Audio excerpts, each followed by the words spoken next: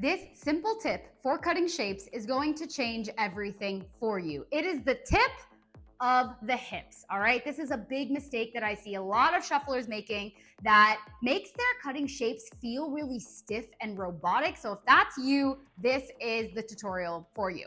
My name is Alex. I am the founder and creator of Shuffle Shred, and you're gonna learn today, all right? So usually what I see in shufflers or people who specialize in cutting shapes, who do a lot of cutting shapes, because that is what we're talking about today, I see that they put so much focus on what the feet are doing, but they're not thinking about where that movement originates. This is what I mean, all right? I see so many times, I'm gonna give you an example of this move. Now there's 100 million names for it. I've seen it referred to as happy feet. It's basically just a scissor variation, but I'm just gonna show you. What it's called doesn't really matter in this moment, okay? This move here, pop, pop, pop, pop. Notice that I'm very square with it. Like I'm doing it, but it doesn't have that like bang. It doesn't have that pizzazz. It doesn't feel like I'm snapping in and out of each position.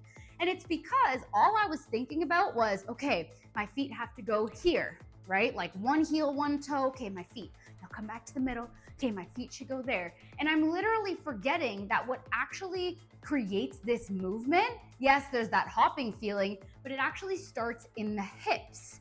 If I were to focus more on the hips, snapping from corner to corner, and I were to think of the feet and the foot placement as a byproduct of that, the move would look like this.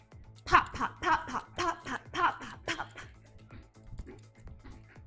Right? You can immediately see how much more sharpness there is to it and how every single piece of that movement now has a photo finish.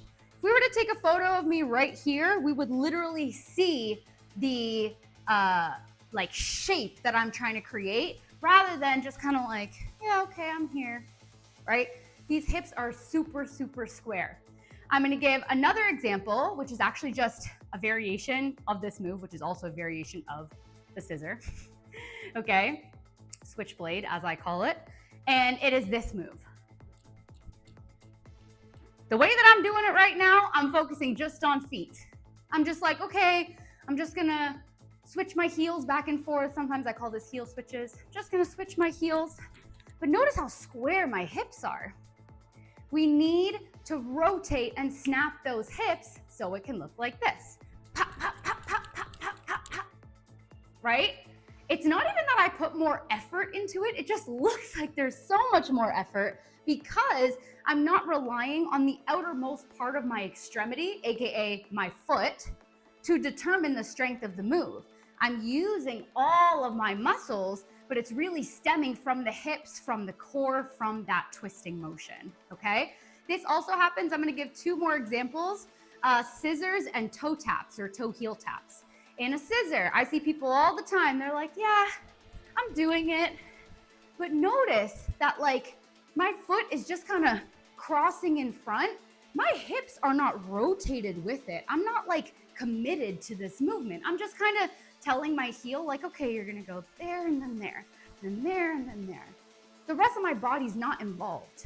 Watch what happens when the hips get involved. Plus a few other things. There's a lot of nuances to this move, but watch how it changes. Pop, pop, pop, pop, pop, pop. Right? So much sharper, so much more of that photo finish.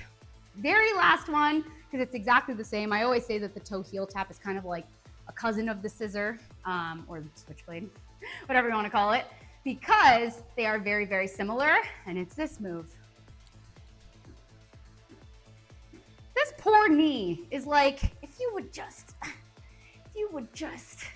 twist into it a little bit more, I could do so much more for you. This poor knee's just like, all right, I'll do it if I have to, right? We need to get the hips rotating. So this could look like ha, ha, ha, ha, ha, ha. So that photo finish is clear. That photo finish is clear. And we see that this is actually the same as our scissor position. That's why I call them cousins. But we will leave it at that today. Apply this tip. I swear everything in cutting shapes will change for you, especially all the moves that have those twisty rotations. It's gonna be game changing. I'll see you in the next one.